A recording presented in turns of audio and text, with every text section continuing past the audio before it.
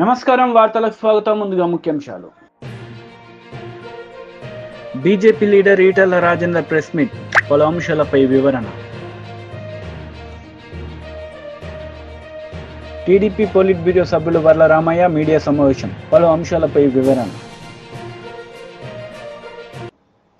TDP polit bureau సభ్యులు Varla Ramayya media సమావేశం నిర్వహించారు. ఈ సందర్భంగా పలు అంశాలపై ఆయన మాట్లాడారు.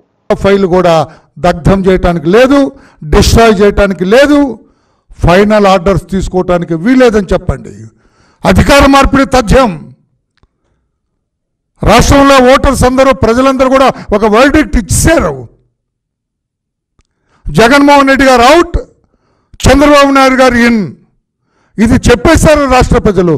ఈ నేపథ్యంలోనే ఎవరండి ఆయన వాళ్ళు అంటారండి, ఈ ఆఫీస్ క్లోజ్ చేస్తారంట.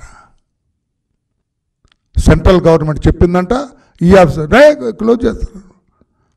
అంటే ఈ రోజున ఎంత తొందరపడుతున్నారు. ఎలా క్లోజ్ చేస్తారు? క్లోజ్ చేయడానికి ముందే సెంట్రల్ గవర్నమెంట్ నుంచి ఆర్డర్ రాకముందే చీఫ్ సెక్రటరీ గారు ఎట్లా నోట్ ఫైల్ ఇస్తారు, ఇదంతా తీస్తాం బయటికి, ఇదంతా బయటకు వస్తుంది. అందుకే అధికార గణానికి తెలియజేస్తున్నా, ఎప్పటి వరకు చాలా తప్పులు చేశారు.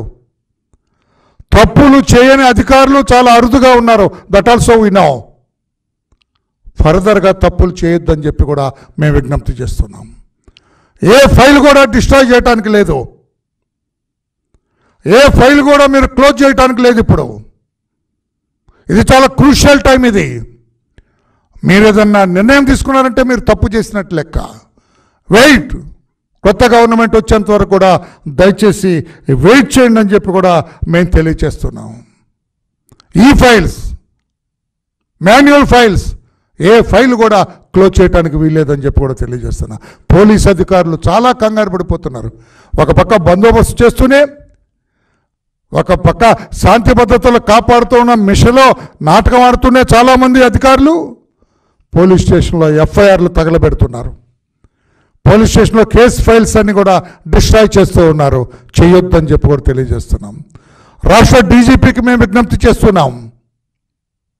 Ask all the police stations, all police officers not to destroy any file. ఏమి చేద్దాం, వచ్చిన తర్వాత అన్నీ సమీక్ష చేయిస్తాం. తెలిసి తప్పు చేసిన వాళ్ళు తప్పకుండా శిక్ష అనుభవించవలసిందే.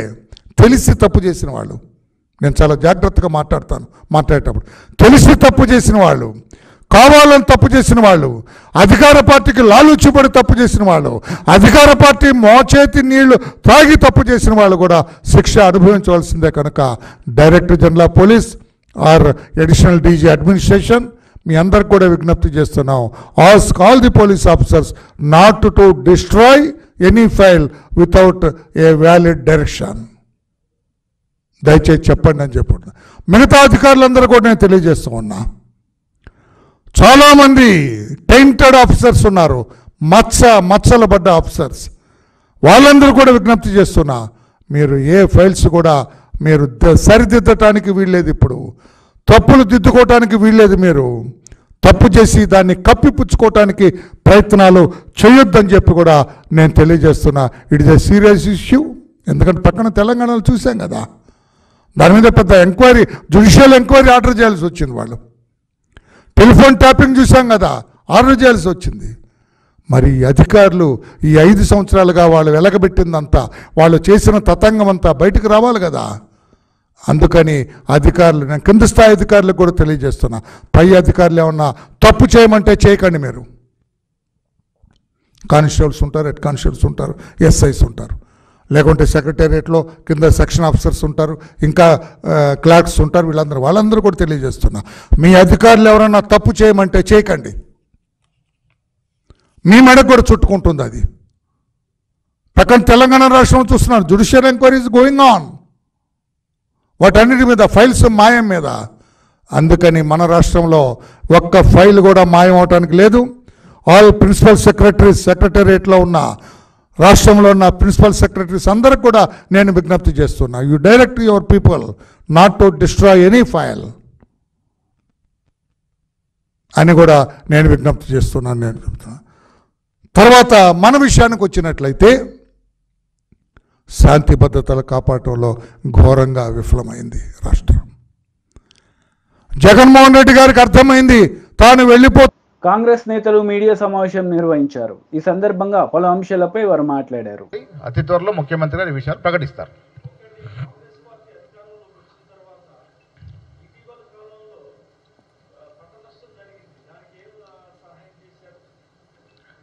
పంట నష్టం జరిగిన దాని మీద కోదండ రెడ్డి గారు చాలా సీనియర్ మోస్ట్ నాయకులు అధ్యయనం చేస్తూ ఉన్నారు. డెఫినెట్గా ప్రకటిస్తారు. ఏది ఉన్నా కొద్ది వెనక ముందు కానీ వస్తుంది. ఖజానా పరిస్థితి ఏంటో ఒక్కసారి మీరు మాకన్నా ఎక్కువ నిష్ణార్థులు అధ్యయనం చేయండి. ఇవాళ రాష్ట్ర ఖజానా పరిస్థితి, రాష్ట్ర ఆర్థిక పరిస్థితి ఏమిటి, ఎలాంటి పరిస్థితుల్లో మనకు రాష్ట్రాన్ని ప్రభుత్వాన్ని అప్పచెప్పినారు.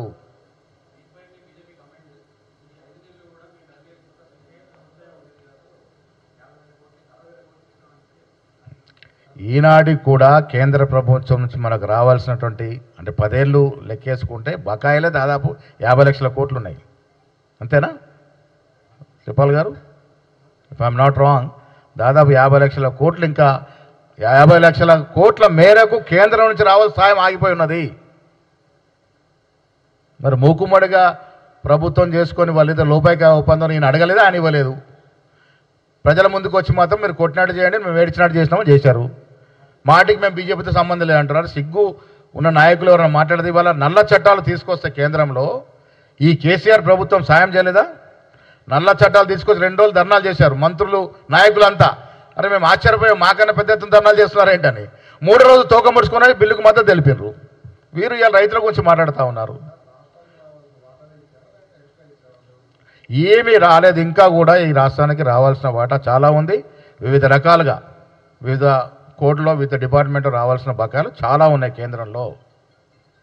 రేవంత్ రెడ్డి గారు మొదటే చెప్పారు, మాకు ఎన్నికలు వచ్చినప్పుడే రాజకీయాలు, కేంద్రంలో ఏ ప్రభుత్వం ఉన్నా మాకు రావాల్సిన వాటా విషయంలో బరాబర్ కొట్లాడుతాం, సఖ్యతతో ఉంటాం, తెచ్చుకుంటామన్న మాట చెప్పినాడు.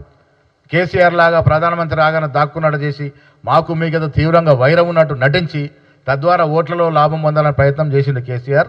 లోపాయిక ఒప్పందం ఉన్నాడు. ఇవాళ ఎన్నికల్లో చూడండి, ఇవాళ ఈ పార్లమెంటు ఎన్నికల్లో టీఆర్ఎస్ నాయకులు మెజారిటీ చోట్ల, మెజారిటీ నాయకులు ఎమ్మెల్యేలు సైతం బీజేపీకి సపోర్ట్ చేసినారు. ఎవరి ఆదేశాల మేరకు చేసినారు? కేసీఆర్ కేటీఆర్కి తెలియకుండా వారు మద్దతు ప్రకటించినారా? కింది స్థాయిలో మాకు 12కు తగ్గకుండా సీట్లు వస్తాయని మేము ఆశిస్తూ ఉన్నాం. ప్రజల యొక్క నాడి అట్లా కనబడతా ఉంది.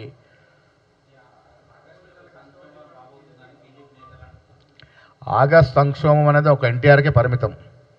ఇంకా తర్వాత ఎప్పుడు ఆగస్ట్ సంక్షోభం రాదు కూడా ఈ రాష్ట్రంలో. ప్రజాస్వామ్యం ఈ దేశంలో ఉంది. మాకు ప్రజలు పట్టం కట్టారు, మెజారిటీ స్థానాలు ఇచ్చారు. మెజారిటీ స్థానాలు వచ్చిన కాంగ్రెస్ పార్టీని కూలదోస్తామని అధికారంలో ఉన్నటువంటి బీజేపీ నాయకులు మాట్లాడుతూ ఉంటే, అంటే వారికి ఏ పార్టీ నమ్మకం ఉంది ప్రజాస్వామ్యం మీద? ఎట్లా మాట్లాడతారు అది? కేసీఆర్ ఒక్కరితో అవద్దా? కేసీఆర్ బీజేపీతో మాట్లాడుకొని మేము కూలదోస్తాం.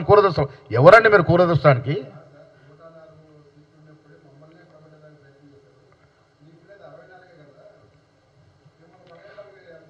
మెజారిటీ సీట్లు మాకున్నాయి. సమర్థవంతమైన పాలన రేవంత్ రెడ్డి నాయకత్వం నడుస్తూ ఉంది. దేనికోసం పడగొడతారు? అంటే మీరు 10 ఏళ్ళేది ఎలగబెట్టారు, ప్రజలు మీరు కోరుకుంటారనా? ప్రజలను మీరు తిప్ప చేసి మీరు ఇంటికి పంపినారు కదా. అసెంబ్లీలో బీజేపీ టీడీపీ లీడర్ మీడియా సమావేశం నిర్వహించారు. ఈ సందర్భంగా పలు అంశాలపై ఆయన మాట్లాడారు. ఏం ఉద్ధరించావు, నీకు ఎంపీ సీట్లు వస్తాయి. ఇవాళ వైనాట్ పులివెందుల అని ప్రజలు అడుగుతున్నారు. కడప జిల్లాలో కడప ఎంపీ కూడా గెలవబోతున్నాం అనే సమాచారాలు బయటకు వస్తూ ఉన్నాయి. ఇటువంటి పరిస్థితుల్లో ఈరోజు 3 రోజుల తర్వాత బయటకు వచ్చి ఇటు సోషల్ మీడియా కానీ మీడియా కానీ దేశం అంతా రాష్ట్రం అంతా ఘోషిస్తూ ఉంటే తట్టుకోలేక ఈరోజు నీ బెంజ్ కంపెనీలో నువ్వు పెంచి పోషించిన ఈ సైన్యం, ఈ ఐపాక్ ముఠా వాలంటీర్ వ్యవస్థను అడ్డం పెట్టుకొని ప్రజల వ్యక్తిగత సమాచారాన్ని, వ్యక్తిగత డేటాని ఇవంతా కూడా చోరీ చేసిన ముఠా ఐపాక్ రుషిపా సింగ్ ముఠా. వీళ్ళు చేసిన దోపిడీ, వీళ్ళు చేసిన డేటా చోరీ ఇవన్నీ కూడా రాబోయే ప్రభుత్వం ఎన్డీఏ కూటమి చంద్రబాబు గారి నాయకత్వంలో ఎన్డీఏ ప్రభుత్వం ఏర్పడుతుంది. ఈ ఐపాక్ టీం ఈ డేటా చోరీ రాష్ట్ర ప్రజల వ్యక్తిగత సమాచారం వ్యక్తిగత భద్రతా సమాచారాన్ని వాలంటీర్ వ్యవస్థ ద్వారా చోరీ చేసి జగన్మోహన్ రెడ్డి ఐపాక్ టీంని కట్టబెట్టాడు. ఇవాళ దేనికి నీ మిడిసిపాటు నీ బడాయ్ బాబాయిని గొడ్డలతో చంపిన ముద్దాయిల్ని నీ తమ్ముడు అవినాష్ రెడ్డిని కాపాడుతున్నందుకు నిన్ను గెలిపిస్తారా? ధరలు నిత్యావసర వస్తువులు పేదల రక్తాన్ని పీల్చి 8 లక్షల కోట్ల రూపాయల భారం వేసినందుకు నిన్ను ఉద్ధరిస్తారా రాష్ట్ర ప్రజలు? ఎస్సీ ఎస్టీ సప్లాన్ అన్ని నిధులు 1.5 కోట్లు నిధులు మళ్లించి ఏం ఉద్ధరించావని మళ్ళీ పకటకల్లకంటున్నావు. జగన్ రెడ్డి సమాధానం చెప్పమని కూడా నేను అడుగుతా ఉన్నా. అన్నా క్యాంటీన్లో పేదవాడికి అన్నం పెడితే ఓరవలేకపోయావు, పెళ్లి కానుకలు ఇస్తే ఓరవలేకపోయావు, 100కు పైగా ఎస్సీ ఎస్టీ బీసీ మైనార్టీ పథకాలన్నీ రద్దు చేశావు. దీనికోసం నువ్వు కళ్ళకంటున్నావు. మద్యపాన నిషేధం చేస్తేనే ఓట్లు అడుగుతా ఉన్నావు. అవన్నీ మర్చిపోయావు. మాట ఇచ్చావు, మాట తిప్పావు. దానికోసం నీ మిడిసిపాటు నాసిరకం మద్యం, విషపూరిత మద్యం 35,000 మంది సామాన్య పేద మధ్యతరగతి కుటుంబాలు మంగళసూత్రాలు తెంచినందుక మీ మిడిసిపాటు? కరెంట్ ఛార్జీలు 3 పెంచినందుక మీ మిడిసిపాటు? బస్ ఛార్జీలు పెంచినందుక మీ మిడిసిపాటు? ఇసుక ధరలో అడ్డగోలుగా 4 రెట్లు పెంచి 40 లక్షల మంది భవన నిర్మాణ కార్మికులు పొట్టగొట్టినందుక మీరు గెలుస్తానని ఎగిరెగిరి పడతా ఉన్నారు? 30,000 మంది మహిళలు అదృశ్యమయ్యారని కేంద్ర సంస్థల పార్లమెంట్లో చెప్తే సమాధానం చెప్పే ధైర్యం మీ ప్రభుత్వం దగ్గర లేదు. జాబ్లెస్ క్యాలెండర్ ఇచ్చినందుకు నిరుద్యోగ యువత కసిగా ఇవాళ ఎంత పెద్ద ఎత్తున బూతుల దగ్గరికి వచ్చి యువత పెద్ద ఎత్తున చైతన్యంతో ఓటేస్తే తట్టుకోలేక 72 గంటల తర్వాత బయట వచ్చి నేను 20 ఎంపీలు గెలుస్తా, 22 మంది ఎంపీలు గెలుస్తానని జప్పాలు డప్పాలు కొట్టుకుంటున్నావా జగన్ రెడ్డి? రివర్స్ పిఆర్సీ ఇచ్చినందుక నీకు ఓటేస్తారు. 4 లక్షల మంది ఉద్యోగ సోదర సోదరీమణులంతా కూడా మండు టెండర్లో 90% పైగా 4 రోజులు నిలబడి మీరు ఎన్ని ఇబ్బందులు పెట్టినా కసిగా ఓట్లేసిన ఉద్యోగస్తుల కుటుంబాలు కనపట్టలేదా జగన్ రెడ్డి అని కూడా నేను అడుగుతా ఉన్నా. పోలవరాన్ని నట్టేటా ముంచేశావు, గోదావరిలో నదుల అనుసంధానాన్ని గాలికి వదిలేశావు, ప్రాజెక్టులన్నీ నట్టేటా ముంచేశావు, రాయలసీమ ప్రాజెక్టుని గాలికి వదిలేశావు, రాయలసీమ ద్రోహిగా చరిత్రలో ఉంటావు. ఇందుకోసం బీజేపీ లీడర్ మీడియా సమావేశం నిర్వహించారు. ఈ సందర్భంగా పలు అంశాలపై ఆయన మాట్లాడారు. స్పష్టత లేనటువంటి ఒక వ్యక్తి ఈ ముఖ్యమంత్రి రేవంత్ రెడ్డి అని చెప్పని నేను పేర్కొంటా ఉన్నా. రుణమాఫీ అని పదే పదే మాట్లాడుతూ రైతులని శాశ్వతంగా రుణగ్రస్తులుగా చేస్తున్నటువంటి వ్యక్తులు ఈ రేవంత్ రెడ్డి ప్రప్రథముడు అని చెప్పని నేను ఈ సందర్భంగా పేర్కొంటా ఉన్నా. ఇకపోతే పరపతి రుణాలు, సహకార సంఘంలో సాగవలసినటువంటి ఒక పరపతి రుణాలు అది దిక్కే లేకుండా పోయింది. సహకార రంగాన్ని పూర్తిగా నిర్వీర్యం చేసింది. అసలు వ్యవసాయాన్ని సంక్షోభంలోకి నెట్టేసేటువంటి విధంగా ఈ ప్రభుత్వం వ్యవహారం తీరు ఆ దిశలో పడతా ఉందని చెప్పని నేను పేర్కొంటా ఉన్నా. ఇంకొక వైపున సబ్సిడీ విత్తనాలు ఉచిత పంపిణీ గాలికి వదిలేశారు. సబ్సిడీ పైన ఏర్పాటు కావాల్సినటువంటి డ్రిప్పు స్ప్రింక్లర్ నీటి మీద రాతల్లాగా మిగిలిపోయినాయి. రైతు బంధు జాప్యం మనం చూస్తూనే ఉన్నాం. అదనం ఇస్తారో ఈరో తెలియనటువంటి ఒక పరిస్థితి.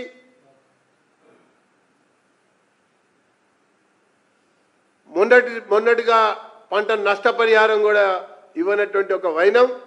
ఇంకొక వైపున ఫసల్ బీమాని మేము అమలు చేస్తామని చెప్పారు. మరి ఫసల్ బీమాని అమలు చేస్తామని చెప్పిన తర్వాత ప్రభుత్వ పరంగా పంట విస్తీర్ణానికి మొత్తంగా వీళ్ళు ఆ ఫసల్ బీమాలో రాష్ట్ర వాటా కట్టినట్టయితే ఆ మొన్న నష్టపరిహారం అన్న ఆ రకంగా వచ్చేది. దానికి కూడా వీళ్ళు నిధులు విడుదల చేయాల. అది కూడా కట్టడానికి ముందుకు రాలా. కేవలం పేరుకు మాత్రమే ఆ ఫసల్ బీమా అమలు చేస్తామన్నటువంటి ఒక అంశం అలా పడి ఉందని చెప్పని నేను పేర్కొంటా ఉన్నా. ఇక ఉద్యానవనాలు, పశు సంపద, పాడి పరిశ్రమ, కోళ్ల పరిశ్రమ ఇవన్నీ కూడా అధోగతి పాలైనాయని చెప్పని నేను పేర్కొంటా ఉన్నా. ఈ యొక్క వ్యవసాయం సంక్షోభ దిశగా అడుగులు పడుతున్నాయని చెప్పని నేను పేర్కొంటున్నా. ఒకవైపున ఆర్థిక సంక్షోభం, దివాలా తీసిన ఖజానా, కొత్త అప్పులు పుట్టే పరిస్థితి లేనటువంటి. వైసీపీ లీడర్ మెరుగు నాగార్జున మీడియా సమావేశం నిర్వహించారు. ఈ సందర్భంగా పలు అంశాలపై ఆయన వివరణ ఇచ్చారు. ఎక్కడ ఏమీ పట్టించుకోలే.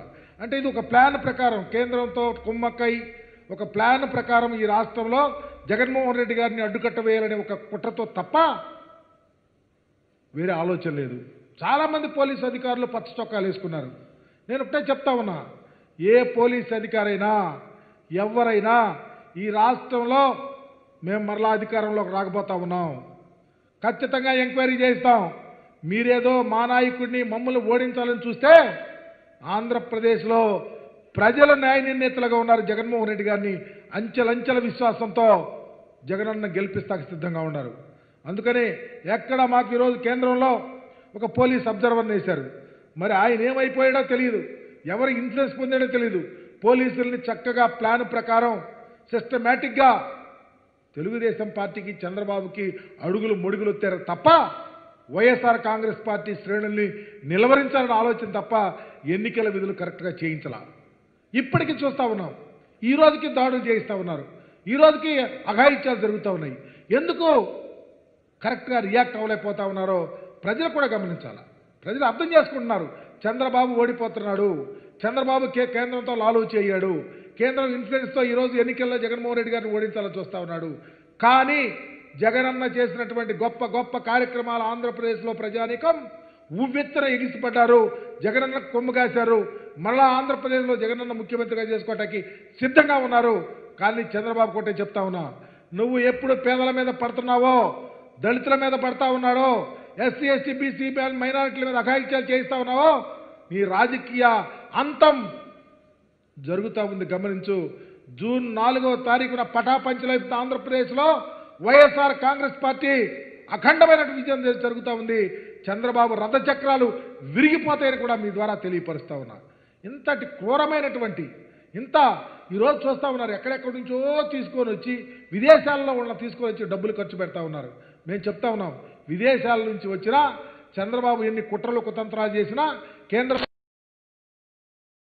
జగన్మోహన్ రెడ్డి గారు ఒక నూతన అధ్యాయాన్ని, ఒక పాజిటివ్ ఓటుని, ప్రజా సంక్షేమాన్ని భుజాన వేసుకుని నడిపినటువంటి ముఖ్యమంత్రి రాష్ట్ర రాజకీయాల్లో ఒక కల్పితురాయిగా పోతా ఉన్నాడు. జగన్మోహన్ రెడ్డి గారి యొక్క గొప్ప ఆశయమో ఆలోచన అదే. పేద ప్రజల యొక్క స్థితిగతులు మెరుగుపడాలా, రాష్ట్రం బాగుండాలా, భావితరాలు బాగుండాలా, భవిష్యత్తు ఈ రాష్ట్రంలో ఉన్న పేదరికంతో పాటు చదువులమ్మ తల్లి ఆంధ్రప్రదేశ్లో వాలలాడాలని గొప్ప ఆలోచనతో పరిపాలన చేస్తే అవే ఈరోజు మాకు శిరోధార్యమైంది. అవే మాకు ఈరోజు పట్టం కట్టబోతా ఉన్నాయి. జగనన్న మరలా ముఖ్యమంత్రి అవటానికి ఆస్కారం కలిగింది.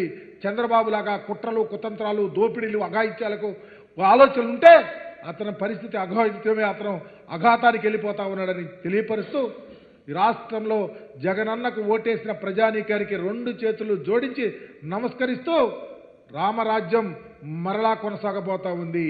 సుభిక్షమైన పరిపాలన ఆంధ్ర రాష్ట్రంలో మరలా రాబోతా ఉంది. ప్రజలు, ప్రాంతాలు, రాష్ట్రం సస్యశ్యామలం కాబోతా ఉంది. జగనన్న మరలా ఈ ఆంధ్ర రాష్ట్రంలో ఊవెత్తర ఎగిసిపడుతూ మరలా ప్రభుత్వాన్ని ఏర్పాటు చేయబోతా ఉన్నాడని చాలా గర్వంగా తెలియపరుస్తూ ఈ కుట్రలు, కుతంత్రాలు, దాగుడు మూతలకి చెల్లుచీటీ కాబోతామని మీ ద్వారా తెలియపరుస్తా ఉన్నా.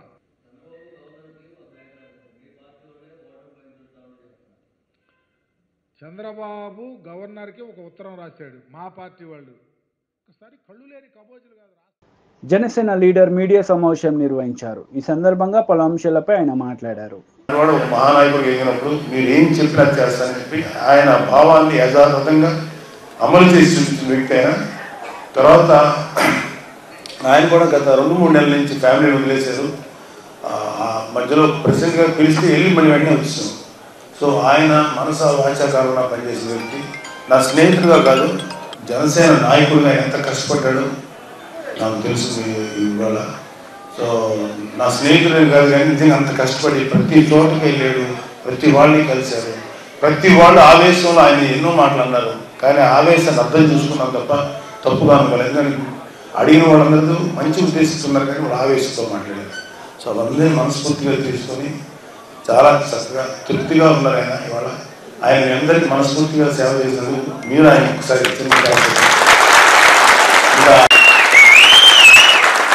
మా మర్రెడ్డి శ్రీనివాసరావు గారు ప్రజారాజ్యం మాతో ఉన్నారు.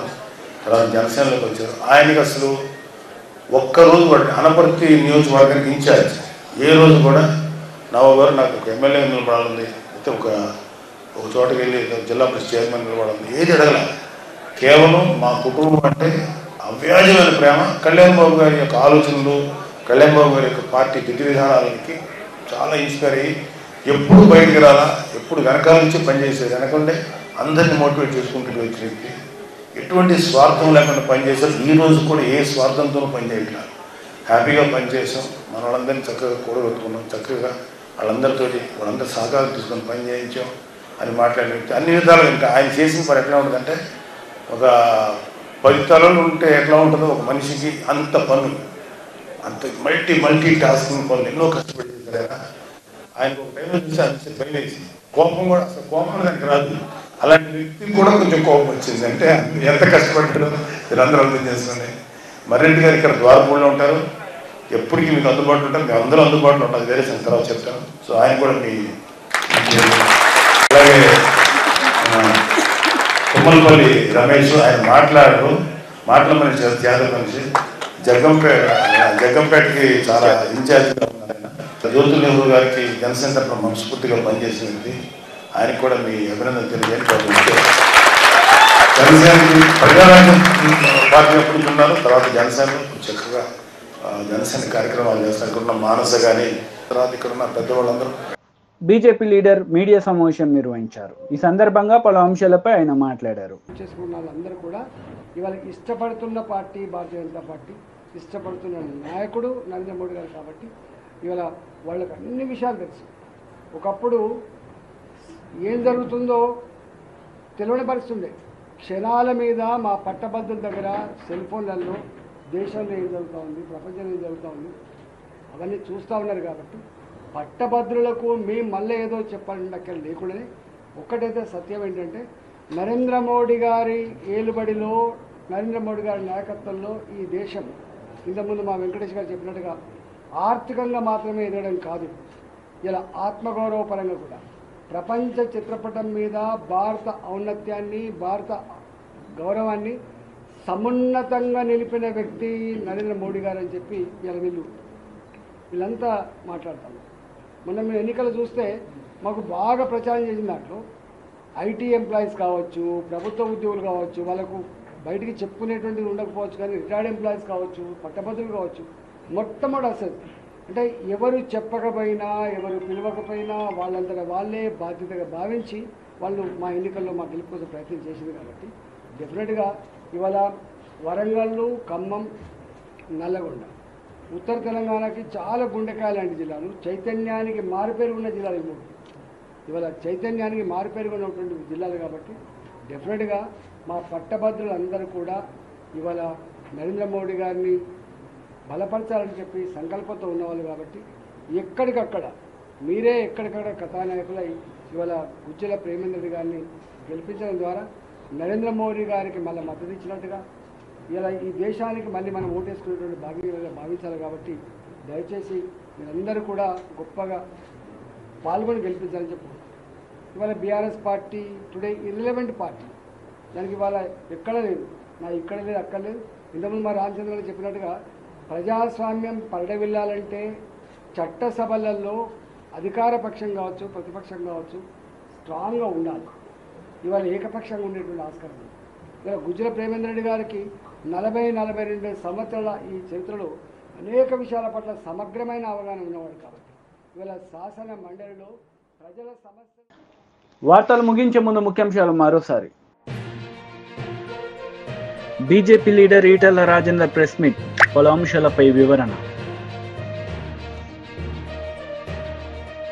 టీడీపీ పోలిట్ బ్యూరో సభ్యులు వర్ల రామయ్య మీడియా సమావేశం, పలు అంశాలపై వివరణ.